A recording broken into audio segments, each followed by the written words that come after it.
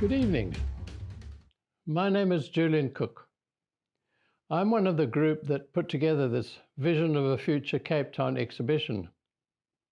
It's such a pity that the pandemic has stopped us hosting a much larger opening in the gallery.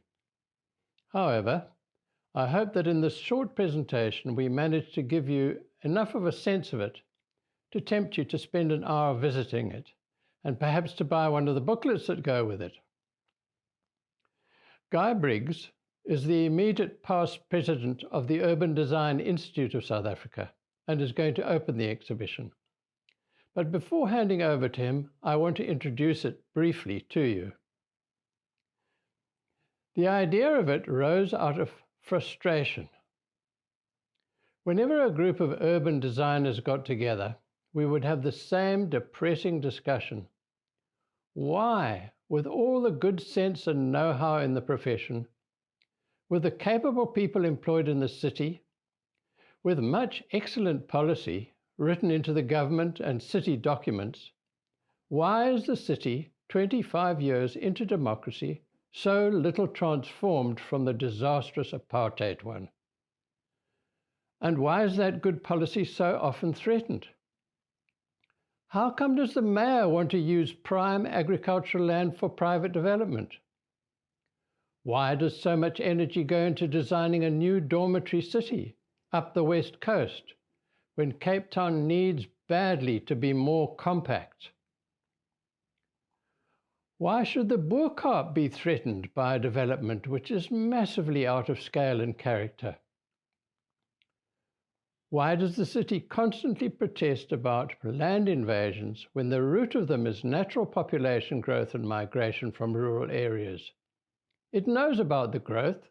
Why isn't it ready for it? And to bring it to the present, why is a large negative office park with a lip service provision of social housing being forced on us in the Two Rivers area? Surely that land should be preserved as precious historical and ecological heritage in a great city park, surrounded, where appropriate, by high-density social housing. One of the thoughts coming out of those debates was that perhaps people not spatially trained don't see the transformed city we do in their mind's eye. So how can they believe it and fight for it if they don't have a picture of it? We began as a small group of colleagues to think about a way to present a picture where any ordinary citizen can see it and understand its logic. So, the exhibition is arranged in 5 sections. 1. What are the criteria that make up a good city? The good city we espouse is not the one normally presented as world-class in the international media, and often mimicked here, one of iconic glittering towers, motorways, and shiny cars, but something like the opposite of that. Ours is a city that fundamentally is a home for all its citizens. So, it's built in close harmony with its natural systems. It is in all senses sustainable. It's so efficient that everyone can go where they want, quickly, cheaply, and if possible by foot. It's equitable. Rich and poor benefit equally from its virtues. It's integrated in all kinds of different ways. There are many places in it which hum with vitality, and the experience of it is of a network of public spaces like outdoor rooms where people live a lot of their lives. 2. How does Cape Town match up to these criteria? Many people would automatically think of Cape Town as a great city in a fabulous geographic location. However, if you analyze it as a setting for everyday human life, it has huge shortcomings, and especially for poor people. For example, if you look at the issue of efficiency as a place to move around, There are chronic problems. The city is very spread out. Most of the poorer population live on its outskirts. They don't own a motor car and they need a cheap, efficient public transport system. But it's very difficult to run a cheap, viable system with such low density over such large distances. So poor people waste a lot of time and spend up to a third of a meager income on transportation. Indeed, for them, in this respect, the worst kind of city is this spread out, fragmented kind. And it's not great for the well-off either, who have to use their car to buy a loaf of bread and spend hours on choked and polluted roads going to work or taking children to school. If you test it for sustainability, you'd want the city to be working carefully with its natural systems, to grow fruit and vegetables as close as possible to markets, and to protect as much of wild nature as possible. Does it do this? No. Watercourses are canalized and polluted, dune systems interfered with, and the huge city continues to sprawl willy-nilly over the very landscape that should be feeding it. If you look at it in terms of equity, what more unequal kind of city could you have than the one where the working class are crowded into substandard dwellings in distant, nondescript environments, very vulnerable to flooding and fires, and where almost every act of everyday life is difficult, while the upper and middle classes occupy leafy suburbs on the best land and close by car to all the good things the city has to offer. If you examine it in terms of urban vitality, there are very few places lively enough for you to bump into your friends, for different groups to rub shoulders, and for small traders to make a decent income, and so on. In terms of all the criteria we think make a good city, our sprawling, fragmented, motorcar-dominated Cape Town scores very low. Indeed, these three characteristics are at the root of most of our problems, including the major ones of poverty, inequality, and unemployment. 3. What would Cape Town look like if it did meet these criteria? This is the largest part of the exhibition, and it is the vision. It's arranged like a series of snapshots taken over a large cross-section of a Cape Town already on the way to becoming what we consider to be a good city. I can't possibly cover them all, but here are a few examples. We illustrate Cape Town becoming more compact by increasing suburban density in appropriate areas, by using underutilized land, of which there's plenty, for low-income housing, by increasing accommodation in already overcrowded areas, and by developing high-density corridors related to transportation routes. Another snapshot series shows a much more convenient city. Using high-density corridors, the transportation network is being reconfigured from the skewed current one focused on one center to a multi-directional one with many centers. It's also being reoriented from a system designed almost entirely for motor cars to one which prioritizes pedestrians, bicycles, and public transport. There's a section on achieving a safer city through spatial intervention, with examples such as this one in Harare, Khayelitsha. And images in District 6, Mitchell's Plain, Crossroads, and in the existing CBD show how Cape Town would change from a divided city towards an integrated one, and from one characterized by traffic routes to a network of humane public spaces where life is lived and which celebrate the unique natural wonder of the place. 4 and 5, the last two sections, very briefly ask the questions: what has obstructed Cape Town's post-apartheid transformation, and what is necessary to achieve that. I'm going to elaborate a little on the latter. The vision puts forward principles and examples to show what needs to be done spatially for Cape Town to become a good city. Very little is said of the how, the process of transformation. And we believe that this process of transformation offers the city a great opportunity. New infrastructure and new or upgraded housing are great providers of employment. If the latter is handled as a series of well-sized bottom-up projects, supported with a light touch by the state financially and with technical and management assistance, it's difficult to imagine a better stimulus to the city's human and socio-economic development. It will provide innumerable jobs of different kinds and levels of skill. It will make countless opportunities for small manufacturing and building supplies businesses. Training workshops can be used to nurture thousands of newly skilled people, from bricklayers, carpenters, and plumbers to secretaries, supervisors, and managers. And the use of all the social capital and initiative of local communities would generate widespread individual and community development. All of this not short-term, but into the indefinite future. To summarize, we put forward this vision with 3 qualifications.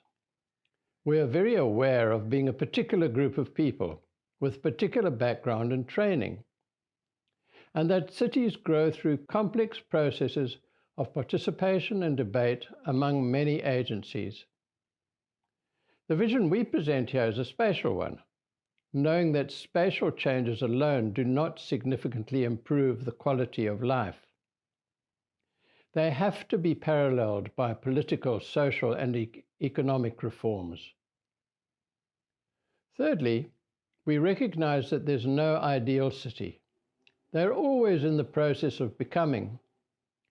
The series of snapshots we advance here is of a Cape Town growing incrementally, not to some fixed master plan, but in accordance with certain principles. With those qualifications, we put forward this vision as a serious but friendly challenge to the city and province, to fellow professionals, to civics groups and residents' associations, and to NGOs, either to come up with alternative visions or with amendments to this one. The main thing we want is for it to spark a vigorous discussion amongst its citizens about the nature of the city in which we and our children and their children wish to live. We would like that discussion to lead to certain basic, agreed, inviolate principles, to jerk Cape Town's future out of its status quo of still prevailing laws and forms of apartheid, modernist planning, and the dominance of the market. We hope that it will take us out of the rudderless state where developers lead and the city follows into a new proactive way we so badly need. And now, it's my pleasure to hand over to Guy Briggs to make his opening address.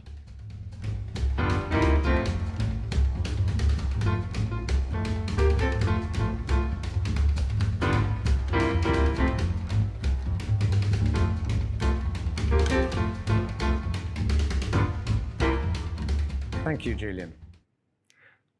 I'm honored to have been asked by Julian to open this exhibition presenting a vision of a future Cape Town. The material presented here has been put together by some of the most distinguished urban design, architecture, and planning practitioners in the city, including Julian himself. I'd like to start, though, by referencing not the city, nor urban design, nor architectural planning, but trees. A couple of months ago, I read a book that has had a profound impact on the way in which I see the world. It has reminded me how we live in an environment that is dependent on the interconnectedness of life and being. this book, is Peter Wohleben's The Hidden Life of Trees. I've long been a lover of trees, but reading this book has awakened a new world for me. In it, Wohleben reveals the way in which trees do not exist so much as single organisms, but are biologically linked to other trees and to plant systems in general through underground fungal networks. It's a wonderful book, and I recommend it to anyone with any interest in ecology and systems. But more importantly, it contains a vital lesson for us all, which is that systemic interconnectedness is vital to health, well-being, and life itself. More recently, and on a similar theme, I watched a documentary on Netflix called Kiss the Ground. This documentary, narrated in the slow drawl of Woody Harrelson, introduced me for the first time to the concept of regenerative agriculture. This approach seeks to address the problem of monoculture farming that dominates most agricultural production across the world, and especially in the USA, Europe, and Russia, in which the siloization of agricultural production sees farmers growing vast swathes of single crops, such as corn and soy, mostly to feed cattle in feedlots. Monoculture agriculture is both killing the soil and releasing vast quantities of carbon dioxide into the atmosphere. Instead, regenerative agriculture works with natural systems and cycles, restoring the soil and embedding carbon. This process is not only ecologically vital in terms of combating climate change, it also produces far more nutritious and even tastier food, and is exponentially more profitable. But why, you ask, am I opening an exhibition on the future of Cape Town by talking about trees and agriculture? What does this mean for cities? The key words here are systemic interconnectedness and regeneration.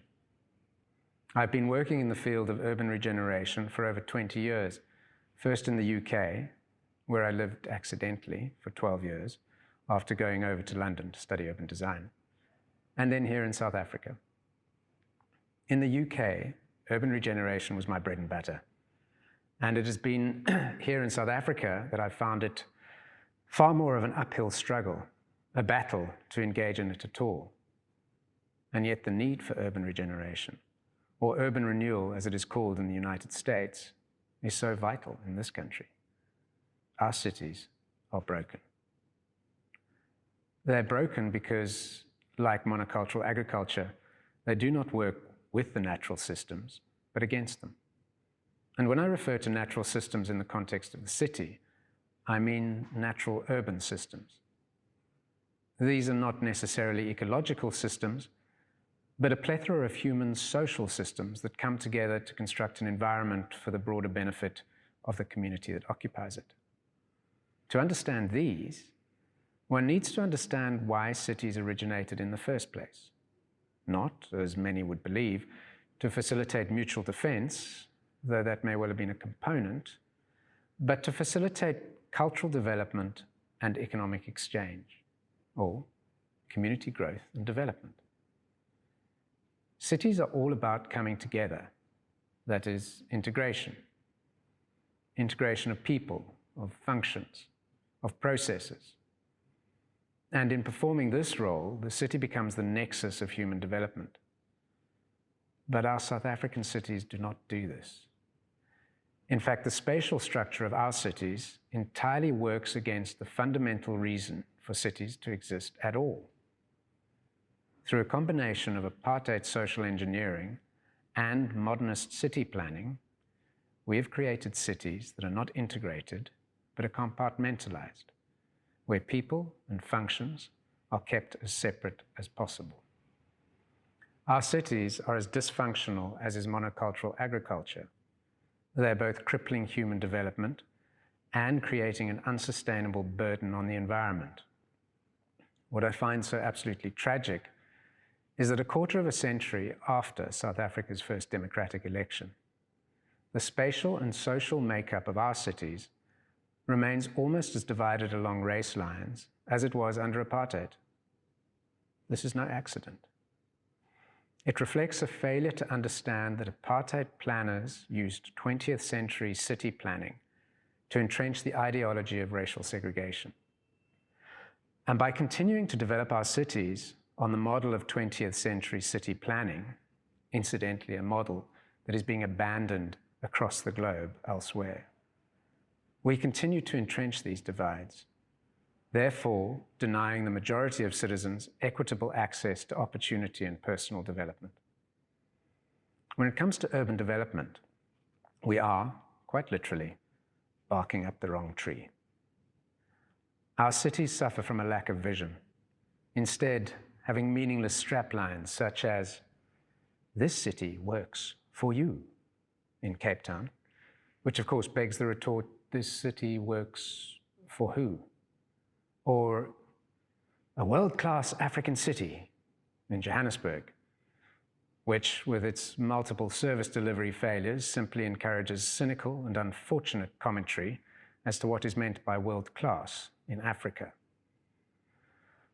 South African cities are drowning in policy and regulation and clinging to outmoded policies around infrastructure delivery, especially around transport and roads infrastructure. This was highlighted in the recent debacle in Cape Town around the proposals for redevelopment of the foreshore freeways. Although the city pitched the brief as being open to ideas for revitalization of the foreshore area, it soon became clear that the city had no real vision for the development, but was really only interested in finding a way to pay for completion of the long unfinished freeways. Thankfully, the project was so mired in controversy, it was eventually quietly shelved, but only after encouraging the private sector to spend millions on preparing competing bids, several of which actually did present cogent and sensible visions for how the city and its foreshore might develop in the future, in such a way as to connect the city back to its origins, the port and the sea. Of course, it wasn't any one of those that was eventually selected as a preferred bidder, but that's a story for another day. Similarly, the recent upgrading of the roads infrastructure in Sun Valley at Oudtshoornweg and Kommetjie Road is a major infrastructure solution looking for a problem. The intersection between the two roads has to be the most over-engineered interchange in the city. In seeking to segregate and provide separate capacity for private vehicles, public transport, bicycles, and pedestrians, in that order, the engineers have managed to create a design a mega intersection that is confusing, dangerous, inconvenient for anyone not transported by some form of motor, hugely expensive, and massively land hungry. This solution generates far more problems than it solves. It's a classic example of siloization of urban function and forgets the fundamental principle of street design, that streets are first and foremost for pedestrians. Everyone is a pedestrian. Most people also travel by public transport at some point, and some, the privileged few, also travel by private vehicle. Why then do we design our streets to privilege private cars and penalize public transport and pedestrians? The vast investment in infrastructure may have created a smoother flowing intersection for cars, but it has sterilized a vast tract of urban space. In stark contrast, just 1 kilometer down the Kommetjie Road is the entrance to the neighborhood of Masiphumelele. This small area, less than half a square kilometer, is the most densely populated area of the South Peninsula, home to around 20,000 people. Its residents live cheek by jowl in formal and informal structures at a density of around 500 people per hectare, almost double the population density of Manhattan. Most of the residents of Massey work elsewhere and travel by minibus taxi or on foot. The intersection of Massey's main road, Bukela Road, with Kommetjie Road, is a vibrant, multifunctional urban space, part market, part taxi rank, part town square, and part street. It is also dirty, squalid, unhygienic, and uncared for. Just imagine how this space could have been transformed if the city had invested a small fraction of what went into the road interchange a kilometre away into upgrading and formalising this space, enabling it to work better and more safely. What we have in our cities is a huge clash between city making by public authorities and city making by people. The focus of the authorities is in delivering efficient, monofunctional infrastructure, which exacerbates the malaise of segregation and separateness, whereas city making by people, for example in informal settlements, recognizes that space is at a premium and that it therefore needs to be used for the greatest need, e.g. housing, or for overlapping uses, and for the most efficient connections for all. The spaces and places of informality are not without problems, and yet there is much to be learned from them. We need a new approach to city making in South Africa, one that is driven by satisfying the human development needs of its citizens, not one that is driven by the engineer's rulebook. Good cities overlap uses, functions, and activities in time and space. Good cities are not created by an operational environment in which functions are siloized, in which there is a lack of integration of functions, creating mono-use environments. The focus on efficiency of individual functions, in particular transport, causes the inefficiency and ineffectiveness of the whole, the city. Siloization of transport creates a situation where transport becomes self-serving. It no longer serves the city or its citizens. We have massive road reserves throughout our cities, which create both direct costs by separating communities from one another instead of connecting them, and opportunity costs, sterilizing land that could otherwise be repurposed for housing and to create positive interfaces to streets. This issue of siloization is not just a disease within city governments, but also within other spheres of government and between government spheres. This also leaves large areas of the city sterilized and unavailable for development that could contribute to opportunity, despite their existing monofunctional uses being of very low value. I think here of Eysterplaat Air Force Base near Century City, or the vast tract of Transnet rail lands along the northern edges of Maitland, Salt River, and Woodstock. These areas have the potential to become vibrant new city districts, but instead remain locked up by a misalignment of political and economic interests, or perhaps more simply, just massive bureaucratic inefficiency. So what is to be done? In a country where 65 to 70% of the population is urbanized, we need a new focus on cities. But this is not a call for new satellite towns or smart cities. We don't have the luxury of abandoning what we have and trying to build entirely new cities. We need to fix our existing cities. We need a focus on urban regeneration. And that starts with government integration. How is it that we have a single government department of agriculture, land reform, and rural development, focusing on the rural areas, yet responsibility for urban development is split between 6 departments, being human settlements, public works and infrastructure, planning, monitoring and evaluation, transport, water and sanitation, and even national treasury. None of these departments is dedicated to urban development, let alone to urban regeneration.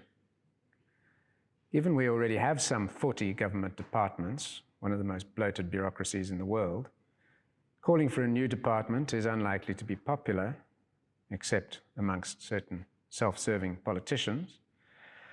But what I'm suggesting here is to collapse several of these existing departments into a new super department, one that reflects the fact that the needs and opportunities of the majority of South Africans are located in towns and cities. We also need effective partnerships between the different spheres and agencies of government, between the public and private sector, and between civic organizations and the state. Urban development in this country so often takes place despite the hurdles put in place by a bloated, bureaucratic, and yet weak public sector, exacting great cost to development, yet delivering very little, if any, human development gain. How much more might we achieve if we had proper and effective partnerships between the different spheres of government and between the private and the public sectors in particular? Thirdly, we need authority and agency.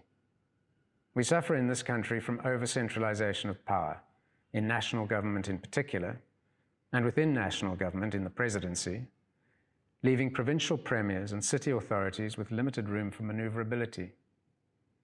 Devolution of power, along with decentralization of the tax base, would assist greatly in allowing the major metros to engage in a positive development trajectory for the benefit of their citizens. Fourthly, we need leadership. Delegated power is of no use if it is not used effectively, or worse, abused.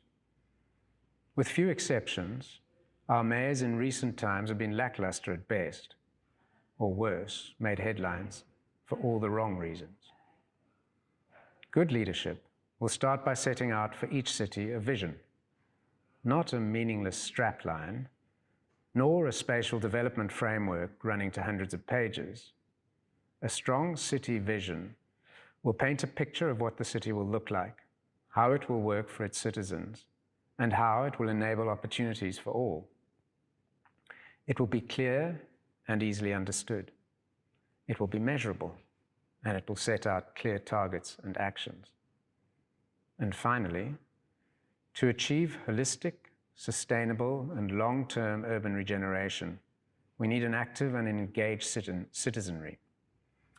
A citizenry that holds its leaders to account, that develops and implements initiatives at a grassroots level, that is enabled to do such, and that seeks to plug the vacuums left by a failure of state provision. If the last year and a half has taught us anything, it is how necessary and indeed powerful an engaged citizenry is. The way in which South Africans of all backgrounds have come together to help each other out through multiple hard lockdowns, to get us through this crisis, has been astounding. This exhibition and the accompanying booklet are also the work of an active citizenry, albeit a small and specialized grouping. In the absence of one being developed elsewhere, this group presents a vision for what Cape Town could be, a vision that is based on sound development principles and that is illustrated through concrete and realistic development proposals. This exhibition is only a start. It needs to be carried forward in many conversations. While the various proposals presented here may be controversial or be challenging to implement, fundamentally what is presented here is an agenda for urban regeneration that needs to take center stage in the ongoing development of our cities. Only through such an approach that seeks to integrate the people and processes of our urban environments, an approach that seeks to free up, direct, and harness the skills and abilities from as wide a range of backgrounds as possible, an approach that works with innate social and economic systems, an approach that recognizes that integration and interconnectedness are essential to our health and well-being. Only then will we start to create urban environments that promote human development and allow all South Africans to reach their full potential. Thank you.